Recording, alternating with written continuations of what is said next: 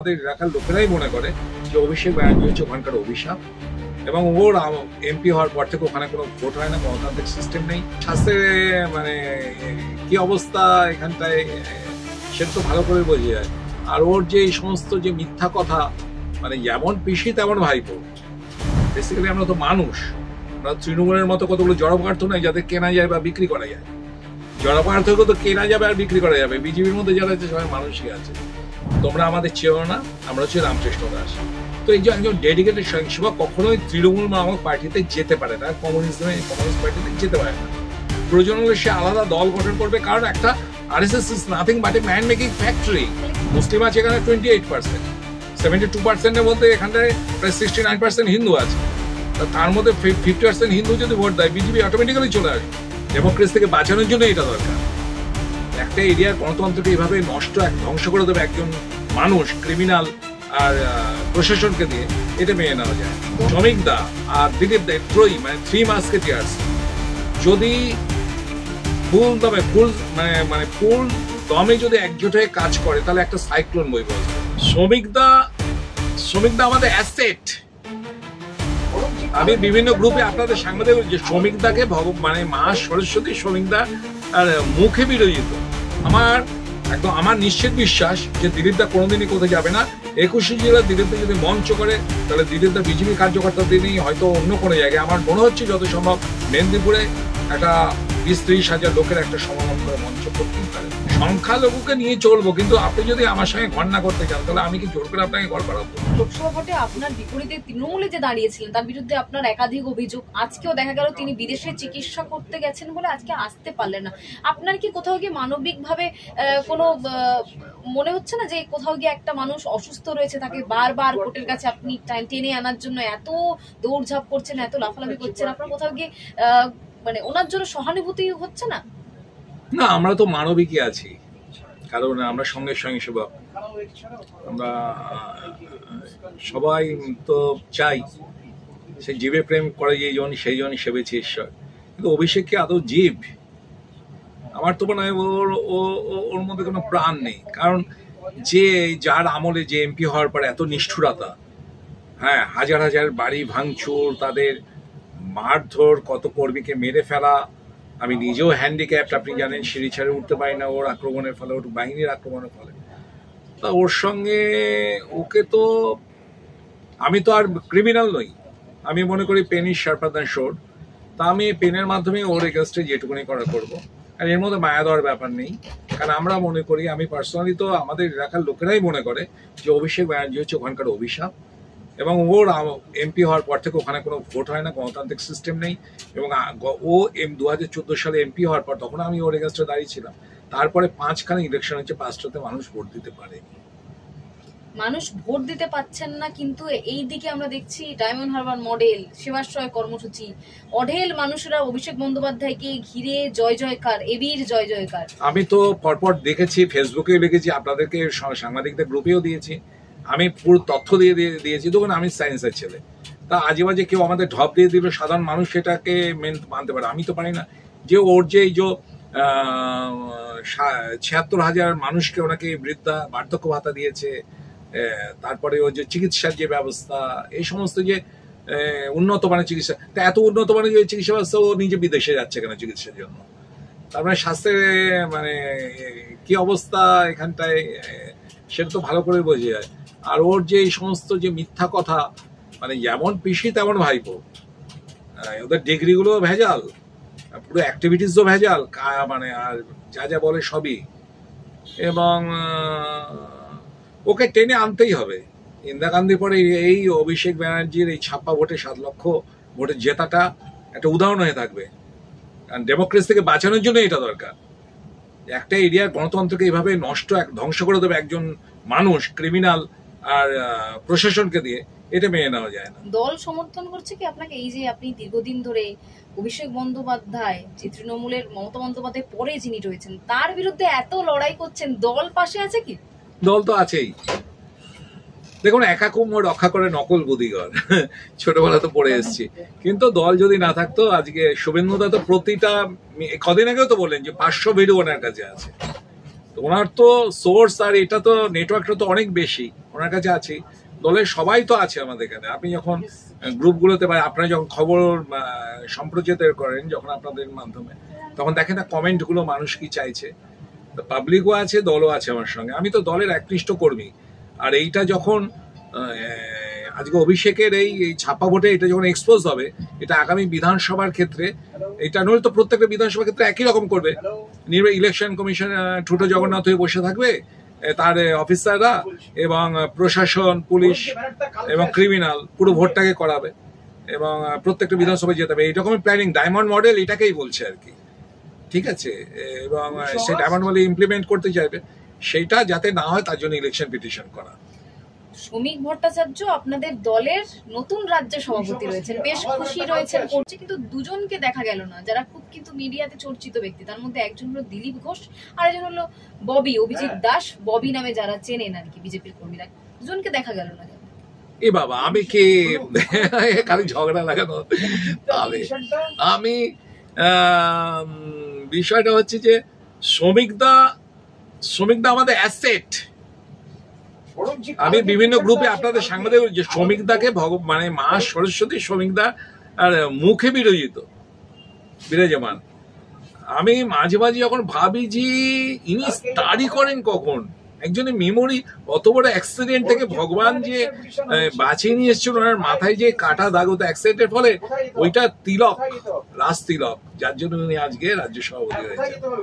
শ্রমিকদা, আমি শ্রমিকদা খুব ফ্যান, আমন্ত্রণ পেয়েছিলেন শ্রমিকদার কোয়ালিটির ফ্যান আমি। অ্যাকচুয়ালি কি হয়েছে, আমার কটা দিন মানে গত 1 মাস ধরে আমার এই বৃষ্টিতে না ভিজে, ফলে আমার ঠান্ডা সর্দি, ভাইরাল ফিভার টাইপের, আমি কিছুদিন শরীর বাড়িতে আর কি ছিলাম। এই অনেকদিন, আজকেও আসার কথা ছিল না, আজকে হাইকোর্টে এলাম, কেসটা ছিল।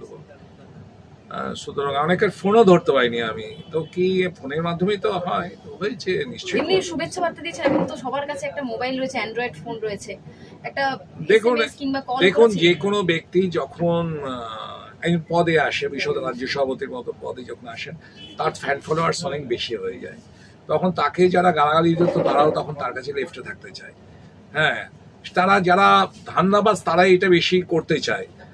আমাদের সঙ্গে শ্রমিকদার সম্পর্ক যে দাদা ভাইয়ের সম্পর্ক, তা বাড়িতে নিশ্চয়ই দাদা যদি কোনো জায়গায় পৌঁছয় তাহলে ভাইয়ের আনন্দ হবে, কিন্তু লেফটে তো থাকতে চাইবে না। তো একটু ভিড়ভাড়টা কমুক, তারপরে তো শ্রমিকদার সঙ্গে আমি অবশ্যই গিয়ে প্রণামটা করে আসবো। আর শুভেচ্ছা বার্তা অবশ্যই দিয়েছি, শ্রমিকদা নিশ্চয় দেখে থাকবেন সেটা। এখনকার দিনে তো হোয়াটসঅ্যাপে কেউ কাউকে পাঠালেও বোঝা যায় না, কারণ এইসবে সবাই ব্লু টিক অফ করে রাখে। কি বললাম বুঝেছেন? তো শ্রমিকদার মানে আমি অন্তত খুব খুশি হয়েছি যে শ্রমিকদা প্রেসিডেন্ট হয়েছেন। দেখুন, আমি পার্সোনালি, আপনি বলবেন, আমি পার্সোনালি চেয়েছিলাম যে এমন একজন পরিচিত মুখ, কারণ আর তো সময় নেই বেশি, মাত্র 7-8 মাস বাকি আছে আমাদের ভোটের। এই সময় আপনাকে তো নতুন মুখে না মার্কেটিং করার টাইম নেই, আর এমন একজনকে আনতে হবে যে নতুন আর পুরাতনের মধ্যে লিয়াজ স্থাপন করবে। সুকান্ত মজুমদার, শ্রমিক ভট্টাচার্য সংঘের লোক, আপনিও সংঘের লোক, দীর্ঘদিন ধরে নিজের জীবনকে সংঘের সাথে নিয়ে গেছেন। কি মনে হচ্ছে সুকান্ত কিংবা দিলীপের সময় যে আসন সংখ্যা ছিল বিজেপিতে, সেটা কি শ্রমিকের আমলে এসে বাড়বে? দেখুন, দিলীপদার সময় আসন সংখ্যা অবশ্যই বেড়েছে। দিলীপদা প্রচন্ড খেটেছেন, এটার মধ্যে তো কোনো নেই। কেউ যদি এখন কেন অভিমানী দিলীপ, কিন্তু আমি বলছি একের পর এক কথা আপনার। আর সুকান্ত মজুমদারের সময় আসন সংখ্যা লোকসভাতে 50% কমে গেছিল, কারণ 19টার মধ্যে হয়েছিল 10টা, আর প্লাস 2টো আমাদের শুভেন্দুদার জন্য 2টো এক্সট্রা অ্যাড হয়েছিল। টোটাল 12টা পেলেও অ্যাকচুয়ালি আমাদের 10টা পেয়েছি, মানে 9টা আমরা হারিয়েছি। তো তারপরে এখন এসছে শ্রমিকদা, একই সঙ্গে রয়েছেন শুভেন্দুদা, দিলীপ দাও তো আসছেন। দেখুন, অভিমান না থাকলে, আমরা মানুষ তো, আমরা তো হিউম্যান বিং, অভিমান না থাকলে হয়। রাগ আলাদা আর অভিমান আলাদা। রাগ হলে লোকে ক্ষতি করতে চায়, অভিমান হলে নিজেকে গুটিয়ে নেয়, একটু দেখায়, এটা হবেই। সংগঠনে আমাদের তো মোদিজির পরিবার, এখানে তো অভিমান থাকবেই, অভিমান। বেসিক্যালি আমরা তো মানুষ, আমরা তৃণমূলের মতো কতগুলো জড় পদার্থ নয় যাদের কেনা যায় বা বিক্রি করা যায়। জড় পদার্থ তো কেনা যাবে আর বিক্রি করা যাবে, বিজেপির মধ্যে যারা আছে সবাই মানুষই আছে। তো আমার মনে হয় যে এই শুভেন্দুদা শ্রমিক দা আর দিলীপ দা ত্রয়ী মানে থ্রি মাস্কেটিয়ার্স যদি ফুল দমে যদি একজোট হয়ে কাজ করে তাহলে একটা সাইক্লোন বইবে ওয়েস্ট বেঙ্গলে, এটা আমি শিওর। মানে আমার একদম 36 ইয়ার্স আমার এক্সপিরিয়েন্সে আমি, আপনি তো জানেন আমি গ্রাসরুট লেভেলে কর্মীদের সঙ্গে মিশি, তারা সকলে তাদের মনের বার্তাটা এইটা। মিডিয়া বা তৃণমূলীরা চাইছে যে ফাটল ধরে থাক বিজেপির মধ্যে, কিন্তু সাধারণ কর্মী যারা মার খাচ্ছে, কারণ আর মানুষের সহ্য হচ্ছে না তৃণমূলের এই অত্যাচার, এবং তৃণমূলের মাধ্যমে মুসলিম দুষ্কৃতীদের অত্যাচার, এই জিহাদি শক্তি এতবার বেড়ে গেছে। তো সকলে যে তিনজনে একজোট হয়ে ফিল্ডে ফুল দমে নামুক। এবং আমি দেখবেন যে একটা বিশাল সংখ্যক লোক যারা 2018 বা 2019-এ যারা লড়াইটা করেছিল, তখন তো কিছু পাওয়ার, তখন তো জানতো না যে 2019-এ তারা 19টা সিট পাবে, তখন জানতো বিজেপি আমরা একটা দুটো বা যেভাবে পেয়েছি পাবো, কিন্তু তারা তাতে দাঁত চেপে লড়াইটা করে গেছিল। সেসব কার্যকর্তা অনেক হারিয়ে গেছে। মানে অ্যাকচুয়ালি নতুনদের আনতে গিয়ে তো কিছুটা হয়, কিন্তু পার্টি তো এখন অনেক বড় হয়েছে, তাহলে অনেক গ্যাপিং হয়েছে। হয়তো দেখা যাচ্ছে নতুন কার্যকর্তারই একসঙ্গে 10টা পোস্ট, এবং ডেটাবেস সিস্টেমেরই অনেক মানে গাফিলতি আছে, পুরাতন কারা কারা সক্রিয় ছিল তাদেরকে খুঁজে বার করে অবশ্যই আনা উচিত। আনলে বিজেপি অবশ্যই এখানটায় 2/3 মেজরিটি নিয়ে আসা উচিত। এই যে 21-এর মঞ্চ নিয়ে একটা দিলীপ ঘোষের বিভিন্ন বক্তব্যতে আমরা দেখছি মিডিয়ার সামনে তিনি বলছেন যে মঞ্চ নিয়ে নতুন কিছু আসতে চলেছে, তাহলে কি 21-এর মঞ্চে দেখা যাবে দিল্লি ফেরত দিলীপ? তিনি কি 21-এর মঞ্চে থাকবেন? দিলীপ দা হচ্ছেন সঙ্গের স্বয়ংসেবক, একজন সঙ্গের স্বয়ংসেবক কিরকম কুর্মস্তারক চারবানাং ত্রিভুবন পটাং বলাৎ কিংভনা বিজনের সমান রামকৃষ্ণ দাসের সুবাহ, অর্থাৎ আমরা গোটা তারকাকে চিবিয়ে খেতে পারি, তোমরা আমাদের চেয়েও না, আমরা হচ্ছে রামকৃষ্ণ দাস। তো এই যে একজন ডেডিকেটেড স্বয়ংসেবক কখনোই তৃণমূল নামক পার্টিতে যেতে পারে না, কমিউনিস্ট পার্টিতে যেতে পারে না। প্রয়োজন হলে সে আলাদা দল গঠন করবে, কারণ একটা RSS is nothing but a man making factory. তাহলে কি দল গঠন? না, আমি বলছি আপনাকে ম্যান মেকিং ফ্যাক্টরি। কিন্তু এখন যে রাজনৈতিক পরিস্থিতি, যে মাঝে একটা গুজব উঠেছিল যে নাকি একটা হিন্দুত্ববাদী দল আছে, আপনারা মিডিয়া যারা বলছে যে একটা বৈঠক হয়েছে, অথচ তারা নামই বলতে পারছে না, তার মানে এটা তৃণমূলের দ্বারা মানে ক্রিয়েট করা একটা খবর, যাতে লোকে দিলীপ ঘোষ বা পুরাতন যে সমস্ত কার্যকর্তাদের তাদেরকে একটা নতুন দল গঠন করছে বলে স্ট্যাম্পটা লাগিয়ে তাদেরকে যেন ফিরে না, তাদের তৃণমূলের সুবিধা হবে। এই সুবিধাবাদে অনেকেই তো রয়েছে, অনেক গ্রুপ কাজ করছে, কারণ আইপ্যাকের টিমগুলো কাজ করছে। তা আমার নিশ্চিত বিশ্বাস যে দিলীপ দা কোনোদিনই কোথাও যাবে না। 21 জেলার দিলীপ দা যদি মঞ্চ করে, তাহলে দিলীপ দা বিজেপি কার্যকর্তাদের নিয়ে হয়তো অন্য কোনো জায়গায়, আমার মনে হচ্ছে যত সম্ভব মেদিনীপুরে একটা 20-30 হাজার লোকের একটা সমাগম করে মঞ্চ করতেই পারে। সেটাও মঞ্চ থাকবে, গেরুয়ার মঞ্চ থাকবে, গেরুয়ার বিজেপিরই মঞ্চ থাকবে, বিজেপি ছাড়া যাবে কোথায়? আরে লাথি মারুক ঝাঁটা মারুক, সঙ্গে স্বয়ংসেবকরা বিজেপি ছাড়া অন্য কোথাও যাবে না, এটাই হচ্ছে বাস্তব কথা। এটাই আমি বলে যাচ্ছি, একটা সঙ্গে স্বয়ংসেবককে লাথি মারুন ঝাঁটা মারুন যাই পারে করুন, সে বিজেপি ছাড়া এই ক্ষেত্র ছাড়া অন্য কোথাও যাবে না। সমারোহের যে মানে শ্রমিক ভট্টাচার্যের যে শপথের অনুষ্ঠান ছিল, সেখানের জন্য আমন্ত্রণ পেয়েছিলেন, কারণ দিলীপ ঘোষ কোথাও গিয়ে তিনি বলেছেন আমি আমন্ত্রণ পাইনি তাই যাইনি। এটা দিলীপদার ব্যাপার, আমি তো দিলীপদার এই যে আমি বলছি না, আমি খুব শরীরটা খারাপ ছিল, ফোনও ধরিনি, আমি একদম আমি আমন্ত্রণ অবশ্যই করবে, কেন করবে না? আমি স্টেট এক্সিকিউটিভে আমার এখনো জল করছে, 22 নম্বরে আমার নাম রয়েছে। তো আমি অসুস্থতার জন্য আমি ঘর থেকেই বেরোয়নি কিছুদিন। আমন্ত্রণের জন্য ফোন এসেছিল, হয়তো আমি রিসিভ করতে পারি অসুস্থতার জন্য রিসিভ করেন। দেখুন, নেগেটিভ কথা সম্পূর্ণ ছেড়ে রেখে পজিটিভ দিকে যান। আপনারা জানি না তৃণমূল আপনাদের কত ব্যাকআপ দিচ্ছে আর কি। বিজেপিকে কেউ রুখতে পারবে না, বিজেপি আসছেই 26-এ, এবং নতুন পুরাতন সকলকে নিয়ে, হিন্দু মুসলিম সকলকে নিয়ে, জিহাদিদের অবশ্যই আমাদের বাদ। এ বিষয়ে শুভেন্দুদার সঙ্গে আমার একমত। আমি নিজে ভোটে দাঁড়িয়েছিলাম, সেখানটা একটা মুসলিম ভোটে 2-3জন বেশি মুসলিমরা আমাদের ভোট দেয়নি, তাই যে 2-3জন রয়েছে তাদেরকে নিয়ে আমরা চলবো। কিন্তু শ্রমিক ভট্টাচার্য তো সংখ্যালঘুদেরকে নিয়েও চলার কথা বলছেন। না, আমরা তো বলছি, তো সেটাই তো আমি বলছি, সংখ্যালঘুকে নিয়ে চলবো, কিন্তু আপনি যদি আমার সঙ্গে ঘর না করতে চান, তাহলে আমি কি জোর করে আপনাকে ঘর করাবো? তাই না? এটাই হচ্ছে বিষয়। একদম পরিষ্কার কথা, স্পষ্ট কথা স্পষ্টভাবে বলা ভালো। মুসলিমরা যদি মনে করেন যে বিজেপি কোনো প্রয়োজন নেই, আমরা তৃণমূলে থাকবো, তো বিজেপি ক্ষমতা হলে মুসলিম এরিয়ায় ডেভেলপমেন্ট হবে না, এটাও জেনে যেতে হবে তাদের। যে কিন্তু নরেন্দ্র মোদী বলেছেন তো সবকা সাথ সবকা বিকাশ। না, সবকা সাথ সবকা বিকাশ তো এত বছর ধরে করে যাওয়া হলো। আমি দক্ষিণ চব্বিশ ছেলে, সব থেকে বেশি প্রধানমন্ত্রী আবাস যোজনা ঘর পেয়েছে মুসলিমরা দক্ষিণ চব্বিশ আছে হচ্ছে ধরুন 35% বা 38%, কিন্তু ওরা পেয়ে গেছে 67% ঘর।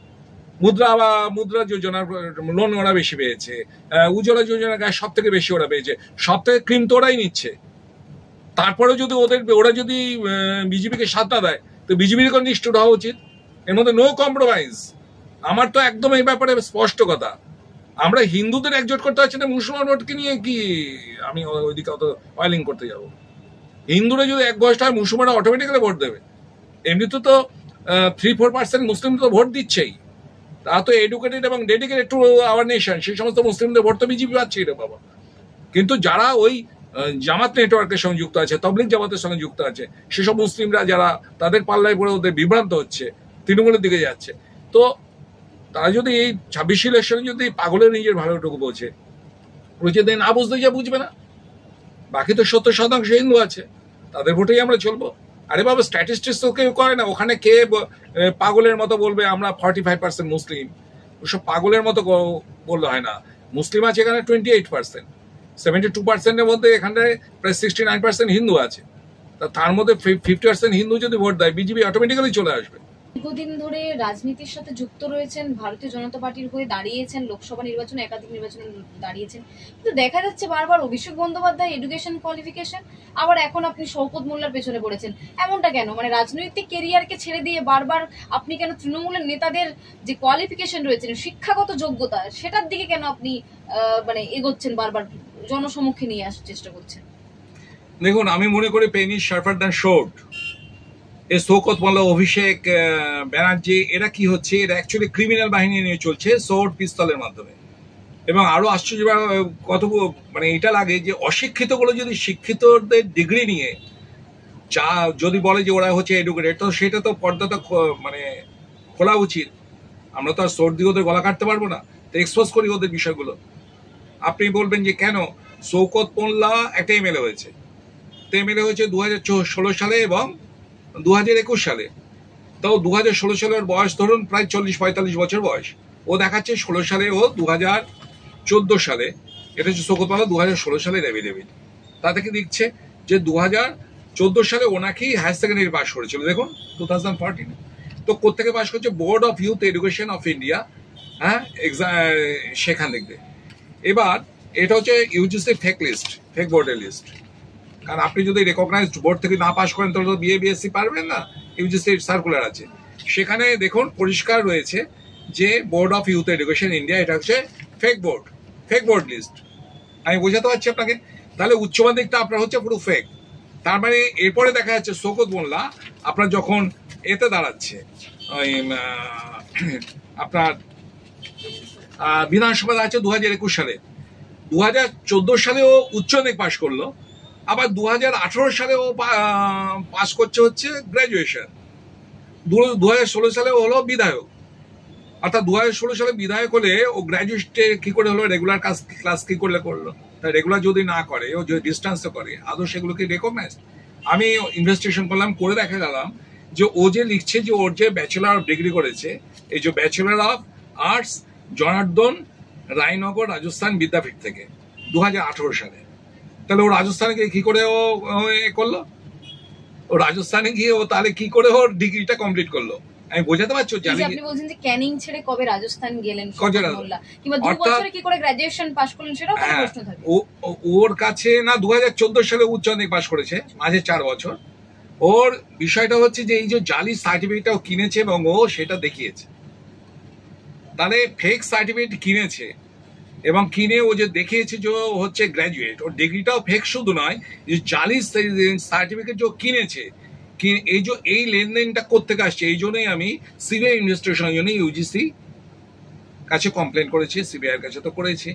এবং আমার এই কমপ্লেনের যে আমি কমপ্লেন করেছি, দেখুন টোটাল এতগুলো সংস্থাকে আমি দিয়েছি। অভিজিৎ দাস ববি, আমি কমপ্লেন করেছি কি না, complaint I request for action against MLA Shaukat Molla, Canning পূর্ব west, for forged education qualification, false election affidavit and violation under BNS 2023 and election law। কারণ ও যে সাপ্রেস করেছে ফ্যাক্ট, ও যে মিথ্যা তথ্য দিয়েছে ইলেকশনে, তাহলে পিপল রিপ্রেজেন্টেশন অ্যাক্ট অনুযায়ী ওর এই এমএলএ পদটাকে মানে বাতিল করে দেওয়া উচিত। ইলেকশন কমিশনকে ওই জন্য কমপ্লেনটা করা হয়েছে। এছাড়া আমি স্পিকারকেও কমপ্লেন করেছি, কারণ বিধানসভার স্পিকার হলেও তো ওনার তো নিরপেক্ষ থাকা উচিত। ওনাকে কমপ্লেন করেছি যে উনি এথিক্স কমিটিতে পাঠান, কিন্তু এখন পর্যন্ত কোনো স্টেপ নেননি।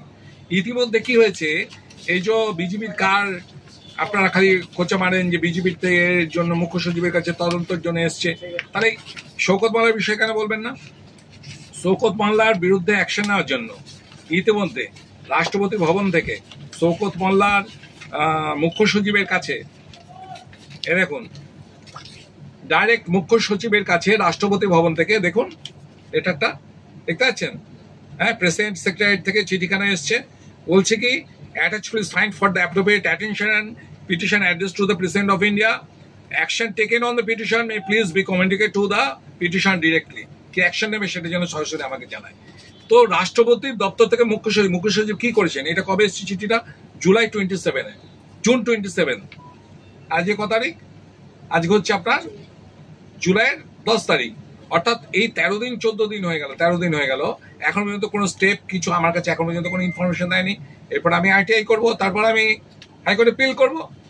এই তো মোদ্দা কথা। বিধানসভা নির্বাচন আছে, তারা কি মানে আরো ভালো ভালো খবর দেখতে সাবস্ক্রাইব করুন বাংলা হান্টের ইউটিউব চ্যানেল। বাংলা হান্টের আরো খবর দেখতে নজর রাখুন। বাংলা খবর মানেই বাংলা হান্ট।